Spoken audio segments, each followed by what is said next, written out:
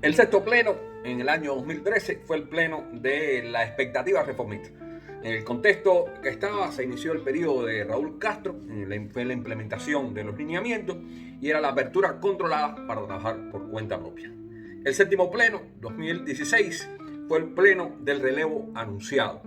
Fue el momento de la muerte de Fidel Castro, el Congreso del Partido Comunista y la reafirmación ideológica y la normalización de las relaciones con los Estados Unidos. El octavo pleno del 2019 es el pleno de la constitucionalidad. Cuando se da este pleno hay una nueva constitución, ahí está el ascenso a gobernante de Díaz-Canel y hay una redefinición formal del Estado socialista. El pleno en el año 2021 es el pleno del shock, es el pleno de la pandemia, virus chino, es el pleno del ordenamiento monetario, también es el pleno de las protestas del 11J. El décimo pleno es el pleno del desgaste. Hay ya una crisis económica estructural, que acuérdense que la llamaban coyuntural, pero era estructural. Hay una migración masiva de cubanos y está la pérdida de legitimidad cotidiana del gobierno. El onceno pleno, el pleno de la permanencia definitiva. Los rasgos más distintivos de ellos es que el formato es reducido, hay una posposición del Congreso del partido y la retórica épica sin agenda transformadora y la centralidad del control del relato. Hola, esto es Aleada Pesada, un report de La Habana, Cuba, un compendio de la política, la sociedad y la cultura cubana. Hoy, domingo 14 de diciembre del año 2025, abordaré mal y rápido un solo tema: el onceno pleno del Partido Comunista y el submundo del trabajo. Pero como dice Petronio, el árbitro del buen gusto, la prisa no es elegancia, maleconazo. Mientras la dama duerme, la oportunidad de enfrentarte a tus demonios, los demonios que dejaste en La Habana el año 94, con toda la tragedia que trajo para la nación cubana.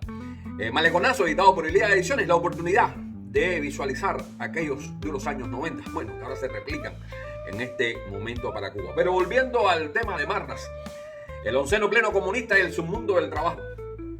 Hay momentos en que la política deja de ser proyecto y se convierte en liturgia. El onceno pleno del Comité Central Comunista, celebrado este 13 de diciembre, pertenece sin duda a esa categoría. No fue convocado para inaugurar un rumbo, sino para reafirmar una permanencia, no para responder al porvenir, sino para conjurar el temor a la incertidumbre. Celebrado bajo el signo de la urgencia, el pleno produjo, sin embargo, lo previsible. En medio de una crisis prolongada económica, demográfica, moral, el evento principal del comunismo cubano entre congresos optó por el lenguaje del orden y la cohesión, evitando brutalmente el de la reforma y la responsabilidad. La posposición del noveno Congreso Comunista, lejos de un detalle administrativo, constituye confesión política.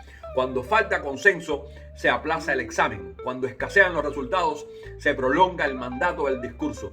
Y lo más importante, aclaro, ¿quién manda en Cuba?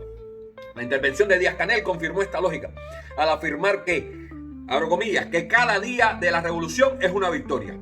El gobernante consagra una paradoja inquietante. Se celebra la duración allí donde se espera progreso.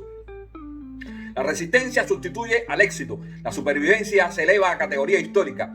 Esta retórica adquiere un matiz más grave, trata con la realidad del trabajador cubano, figura central del imaginario revolucionario y al mismo tiempo su gran ausente en las decisiones efectivas.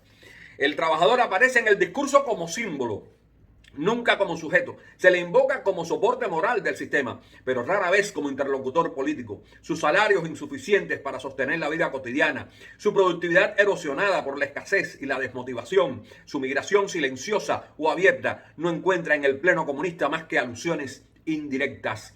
La épica de la resistencia exige sacrificios, pero evita explicar por qué estos recaen siempre sobre los mismos hombros. Los que están atentos a la relación entre palabra y carácter advierten que se mantiene la fractura.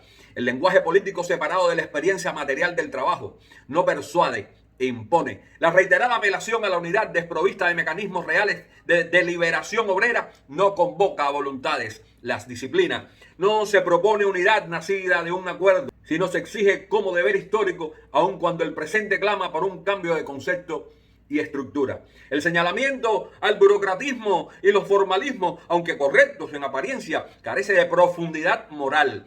no indaga cómo esos lastres del sistema político e institucional pesan sobre el trabajador, multiplicando trámites, anulando iniciativas, castigando al mérito. Denunciar sin asumir responsabilidades es una forma hipócrita de conservar el orden existente. Es también una manera de pedir paciencia a quien ya se le agotó las reservas. Más grave resulta el desplazamiento del conflicto al terreno comunicacional cuando se insiste en la batalla ideológica como prioridad. Se sugiere que el malestar del trabajador no nace de su mesa vacía, de sus hijos descalzos, de sus enfermos sin medicina o de su salario erosionado, sino de la percepción inducida. Así, el problema social se convierte en un error de lectura y el cansancio en desviación ideológica. El onceno pleno no es un acto de renovación, sino de rearme defensivo, atrincheramiento. Muestra un partido más atento a preservar la continuidad que a dignificar el trabajo que dice representar. Recuerda con involuntaria elocuencia que ningún proyecto político puede sostenerse indefinidamente cuando el trabajo es rebajado a nivel de submundo y deja de ser fuente de esperanza y se convierte apenas en prueba de resistencia. Les recuerdo, esto es Aliaga Pesan Report desde La Habana, Cuba. Y si los informativos dan noticias, nosotros las ponemos en contexto.